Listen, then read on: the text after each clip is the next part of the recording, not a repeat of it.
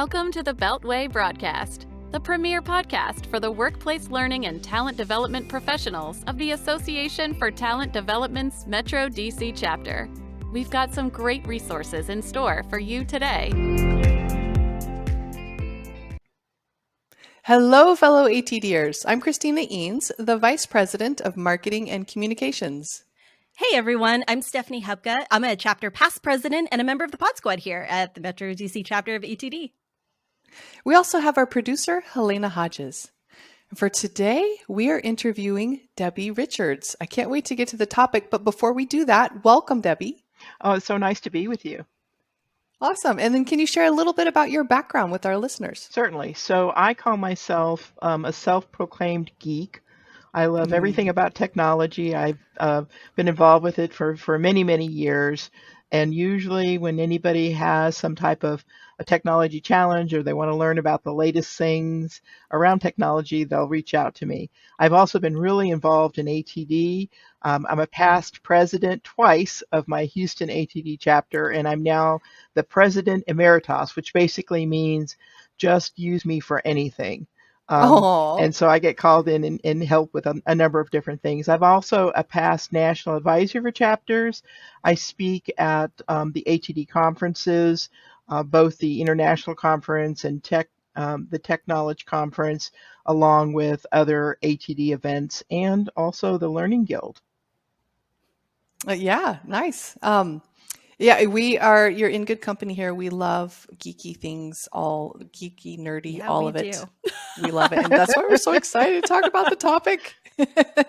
So let's see. So our topic for today is immersive learning. Let's level set first of that. How are we defining immersive learning?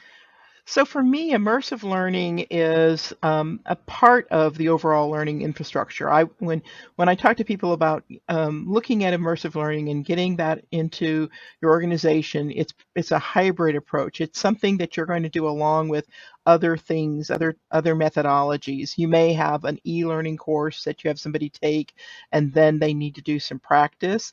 And so using immersive learning, either virtual reality, augmented reality, other types of learning where people become immersed in what they're doing, gives them a chance to try things in an environment. So for example, with virtual reality, they can put on a headset.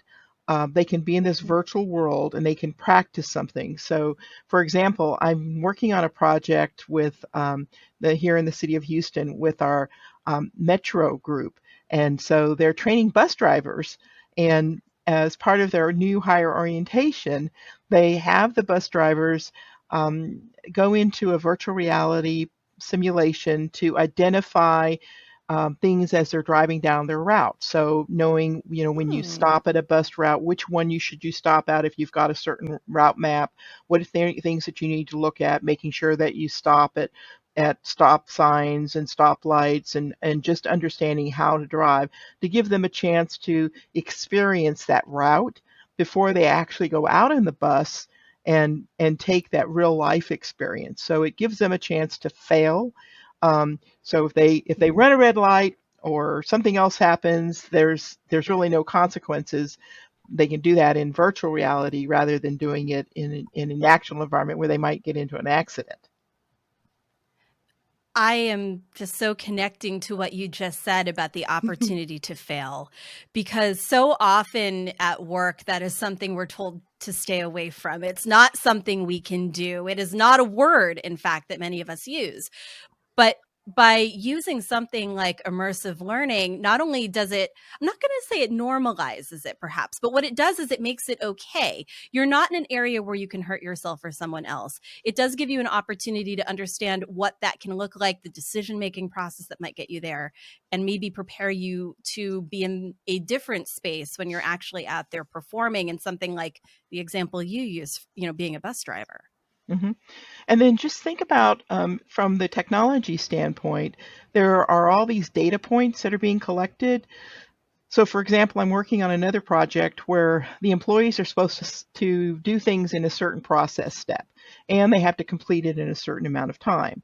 So you can capture the process steps that they did if they did something in the incorrect order, if they looked to the left to go get something when they should have looked to the right. Other things Wow. that are nuances that you may not catch if you're just observing them, but in using technology, you can capture all those things, and then you can analyze and look at that. And if you look at that, for maybe one person, it might not be so significant, but if you are having 50 people run through the same simulation and everyone is looking to the left when they should be looking to the right, what does that tell you? Maybe your process has a flaw in it, not necessarily because they're thinking in terms of, well, for me, this should always be over here. So there's a lot of data analytics on the back end that allows us to rethink our processes, look at risk assessment, understand so many Wow. other things besides just making an impact on learning. Yeah. And I could almost imagine, well, I mean, I've heard research that the more people are doing, especially in the VR world, the more the brain retains. Mhm. So talk about learner retention as well. Yeah, and you practicing muscle memory. So you may have Yeah. learned how to do something one time, but you put that headset back on, you're working with it again. Augmented reality, slightly different. With augmented reality, you're able to see the real world, and you have this overlay with the simulation or whatever you're using. For performance support, it's fantastic. So imagine, you can wear a headset or you can use some type of smart device for augmented reality, but just in time access to information. You need to know what are the processes and steps to do something, or there are augmented reality headsets that you can put on and you can connect via Teams to somebody and they can get on a video. You can see them in the corner of your eye. They can see what you're Wow. doing. They can walk you through those steps and really be a guided instructor or mentor to you while you're doing those things. There's so many things. Now, a lot of times I'm working in the technical aspect of those of immersive learning, but there's also soft skills that are involved. So you can have things where I was just looking at an example the other day where someone was using virtual reality for coaching. So you were able to do an interview, so where you would ask questions and you would have an avatar that responds to you and making you think through the process of, well, what am I going to ask them next, or how am I going to interact with them, and then you can get feedback on all of that as well. So there's, with artificial intelligence and other things, there's some really neat things that we can do to kind of change up the way that we're doing. Now, some of this maybe you can pilot it at a low cost, and there are tools out there that you can use. So for augmented reality, you can use a tool like Zappar, that's Zappar. They have a tool that rapid development tool, kind of like what we would do in e-learning if you were using Adobe Captivate or Articulate Storyline, and you can create a augmented reality pilot or product that you can use. And I'll actually be showcasing something like that later on this year at DevLearn in Las Vegas. We're going to be doing that, and I do that a lot of times. In fact, I've written a ATD at work document around how to bring augmented learning into your environment, and I would love to gift a copy of that to you guys to give away to the chapter. But Awesome. So there are some low cost, both on the augmented reality and the virtual reality side. There are tools like on the virtual reality side, like Scenario. Adobe Captivate 2019 has a component that you can utilize, and you can try some of those things on your own. But if you're an enterprise organization and you really want to implement immersive learning in your organization, I suggest that you concentrate on your content, on your strategic approach, and how you're going to bring that into your organization, and the mechanics of actually building out the pilot or bringing something in that you utilize a third party company to help you with that. And there are a number of them that are really good. I'm doing that with two of the pilots that I'm working on right now. We are concentrating on making sure that we understand the content that we're going to be working with. What are the results that we want to get out of it? And then what are our next steps? How are we going to take what we learn here, template it, and move it on to bigger and better things? So, as e-learning or learning and talent development professionals, that's in our wheelhouse. I do have a programming background, so I could probably build out a Unity VR application if I wanted to, but I'm better served by managing the project and managing how we're going to roll that out for employees and letting somebody else do that for me. The other consideration is if you do it in-house, a lot of times it's going to take you 3 or 4 times as long to develop it as if you use some sort of agency. So if you're really trying to make an impact and get a big bang out of what you're doing, concentrating on what you know best is better. And in the long run, it's going to save you time and money by using an agency. That's just my 2 cents. Yeah, I think it makes a lot of sense to bring in the experts, especially if this is a space that you haven't played in before. And I'd love to talk more about that, but I kind of want to start from a different angle, because I know there are a lot of organizations out there who get excited every time they hear something, whatever the next big thing is going to be. And immersive learning is definitely it, or at least it feels like it is. For the practitioners out there, the teams who are excited about this, who need to make that pitch, where should they get started? How would you recommend getting prepared to make a pitch to your organization that immersive learning is a route that you should consider? Well, there's of course, there are a number of resources that are available that you can utilize, and I'm happy to share some of the books and some of the things that I've looked at. I think one of the best ways is to experience it yourself. So there are a number of things that you can do on the augmented reality side. We have a lot of that around us. If you think about it, there's a lot of augmented reality that exists in today's marketing. Some of the simple examples that I showcase when I'm trying to show somebody something in augmented reality is something as simple as Google Translate, where you can show them a document that's in a different language and then use Google Translate to overlay an English translation of that. Or there are other things that you can utilize that are similar.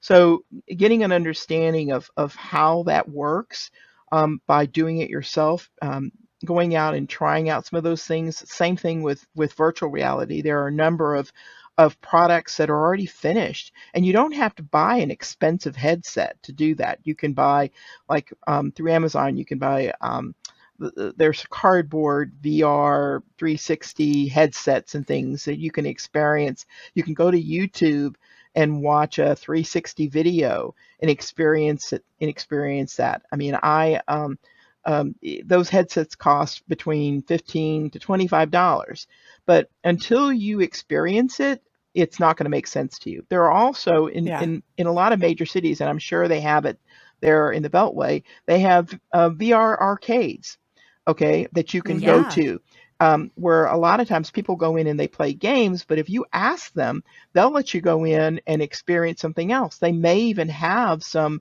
things that are simulations that were related, that might be training applications or something. So you don't have to make that investment in the hardware. So I would do that and experience it yourself so you can understand it. You also need to understand, when you're thinking about from the enterprise side, how am I going to bring this into my organization? So as far as augmented reality, like I said, there are some things that are already tied into existing enterprise applications like Microsoft Teams and other technologies. Bringing that to IT and showcasing what those products are, how they can be used in the organization is really good. The same thing with virtual reality. If you can get somebody that will come in and showcase that for you and your organization, you can do that as well. It's important to get IT on your side and for them to understand, what the implications are going to be if there's if there's any kind of security concerns, how you're going to manage that, how you're going to work with them. I also work with legal to make sure that there aren't things that are going to be impacted by, from a legal standpoint. And then I think what's real important is to find a champion that's in your organization that's not an L&D. So, a safety officer or somebody who is a compliance officer, or for one of my projects, we have the senior VP of operations who's involved. And they're going to be our evangelist, and they're helping us spread the word down, and getting those folks on board, the folks that may think that this is a technology that's way out there. But if you think about it, what I always tell folks is that if you're not trying it and looking at it now, what's going to happen is there's going to be the safety officer or somebody else who's going to a conference. They're going to go to a booth. They're going to see this stuff.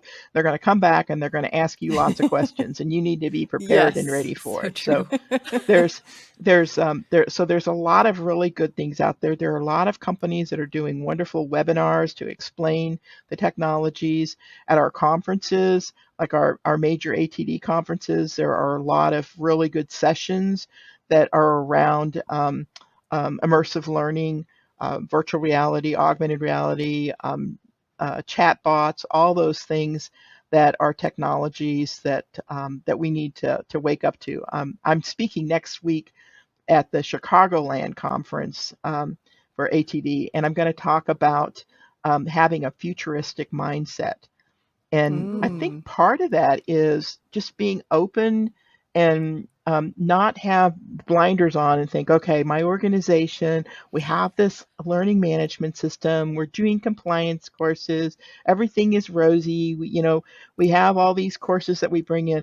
But if you're not going out and looking and investigating at all these technologies, all of a sudden they're going to just creep up on you and you're going to be caught unaware. Yeah. So it's real important to be out there and just look at all those things. And I'm happy to share some resources with the group about places to go and resources to use. Sure. Yeah, that's great advice. Please go ahead, share some resources. Love to learn more about that. Yeah. So I can send those to you. I also have some great books and some other things that I'll share with folks that are great too. That'd be great. Awesome. Yeah. We're happy to include those with our show notes so listeners are able to find them. I think one of the takeaways that I'm getting from our conversation today is that immersive learning is attainable. And that is something that in conversations that I've had, whether it's, even at the ATD conference, talking with clients and colleagues, a lot of times AI will immersive learning is going to come up. We have these conversations about what it could look like or what examples we've seen. And then it turns to, but we can't do that. We can't get there. Mm-hmm. And what I'm hearing is that you can actually do this in your organization. And it doesn't sound like there are any real barriers as far as its application. It might work very well in one company and work very well in a different way for another, if that's what I'm taking from this. And it sounds like that's right. Yeah. And I think it's just a matter of, well, first of all, understanding, what hurdles you might have in your own organization. Yeah. Most of the companies that I work with, the big hurdle is IT. And so you've got to get them on board. You have to educate them, get them to understand what it is that you want to do and why you want to do it. But more than anything, it shouldn't be you that's going to them and doing that. It should be somebody from the business, because if, with anything, I just tell people, if you tie it back to the business goals, you tie it back to what they're doing and let them do it, then you're just along for the ride, and you're there to help them and enable them with what you're doing. Yeah. Like anything else, it's a strategic opportunity. It's not just we're going to do this because the rest of the world is. If it's not tied into that strategic outlook or the goals an organization has, you're not setting it up for success, just like you wouldn't be setting anything else up for success without that tie-in. Yeah. And I think people need to think outside the box about how they're utilizing the technology. So it's not just a learning platform, it's a collaboration platform. Mm-hmm. So I had a discussion the other day with someone who has a platform and they were talking about bringing in 3D models into the platform and then having folks from all over the world look at the model, engage with it, have conversations about, this is a product that we're going to be, putting out there, and let's take a look at it and see what things do we need to change, how is it working now, and being in that virtual space, everyone can go in and put their headsets on, and they can look at the model. They can see it in real time, real size, and then experience it. And some of that, there's some of those things that we can do now, even if we don't have technology.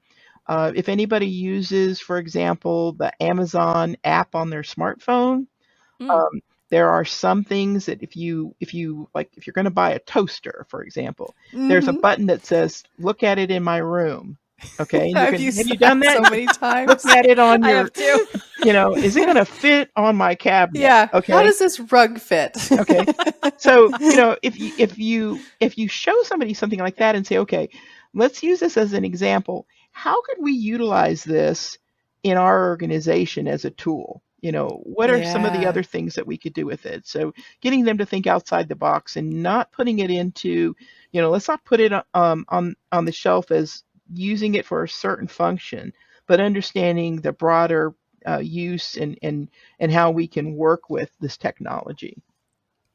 Wow. Well, I can see how so many people, like initially we were thinking budget. Oh my gosh, this is going to be a cost, right? But then thinking about all of the different applications and the return on the investment in maybe, lower accidents and safety areas, maybe lower human resources issues, firings, all that stuff, all of that. Yeah, all of that wrapped into it. It's a huge return on investment, it sounds like. It is. And what the one thing that you need to be careful of is not to take on too big of a project to start off with. Yeah. I always tell folks to start small, do a pilot that you can control. For example, like maybe it has 10 process steps or whatever it is that you're doing, something that you can control, that you can do a compare and contrast with the way that you were doing this process before, and then how you're using it now, and then look at the data afterwards. What are the other things that you can utilize, and then talk about next steps and say, okay, now we've proven this. It's something that we want to do. Now, what are some of the other things that we need to do? And then come up with that strategic, maybe 3 to 5 year plan for how you're going to bring that across your organization. Thinking in terms of, okay, I'm going to streamline this process. How am I going to project manage it? How am I going to develop storyboards? How am I going to have templates? What resources am I going to really need to hire a team internal, or am I going to continue to use outsourced folks? Do I need to bring in all the technology internally, or am I going to use some sort of technology that's in the cloud? How do I expand this to my global organization? What are some of the other things that I need to concern myself with from, cybersecurity standpoint, everything else? But if you can start small and pilot it, and then showcase that to the organization and get the conversation started, then you'll be taking a lot of orders.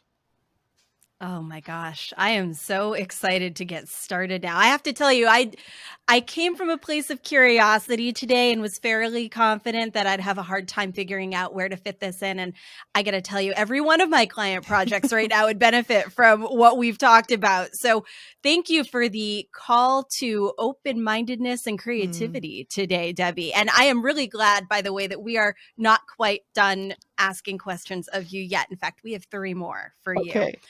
We are into rapid fire. So our listeners know that this is where we turn the tables a little bit and we ask 3 rapid fire questions that shouldn't take you more than about a minute or so to answer. So are you ready I'm for ready. the rapid fire? I thought you might be. All right. So your first question is, give us one book that everyone must read and why. All right. So I actually have my book because I knew you were going to ask me this question in advance. So here's my book. This book is called Future Skills. The author is Bernard Mall. And I would really recommend this.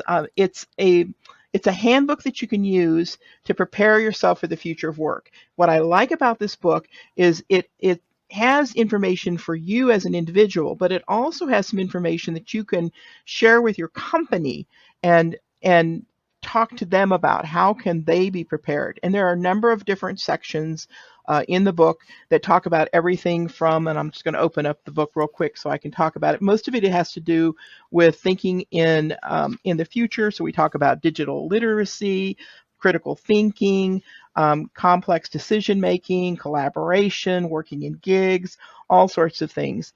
Wow. The one thing that he talks about that really struck home with me when I was thinking about this was he does say to start small, because we always say, we're going to try to take on all these things and learn everything. He says, take 2 or 3 things, focus on those, look at your own professional development, and then look at the development that you can bring to your organization.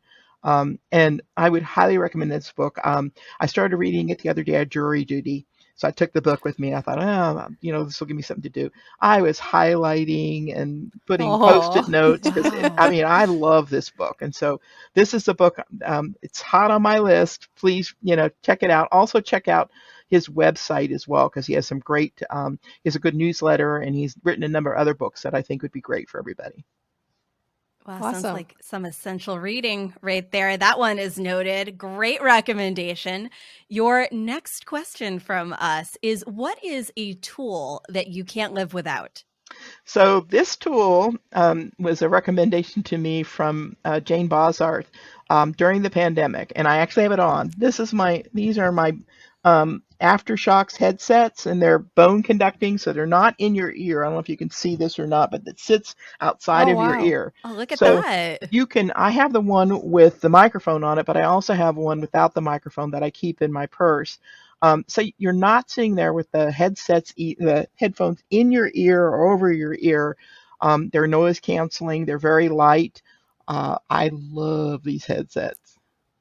For those of us who are working remotely, it seems like a must-have, right? These headsets get heavy after a while. Oh, that's a great recommendation too. All right, last question from us for today. What is the best piece of advice you've ever been given? So you're going to laugh at this, and this is coming from somebody who's been a member of my local ATD chapter and ATD National for many years. When I first joined ATD years ago, I was really concerned because I am a technologist, and I felt like, oh my gosh, this is not my tribe. These people, all they do is they're talking about stuff that doesn't interest me. I haven't found my people. And I remember there was a woman who later became the chapter president who looked over at me and she says, Deb, she says, if you're not happy with something, put your big girl panties on and deal with it.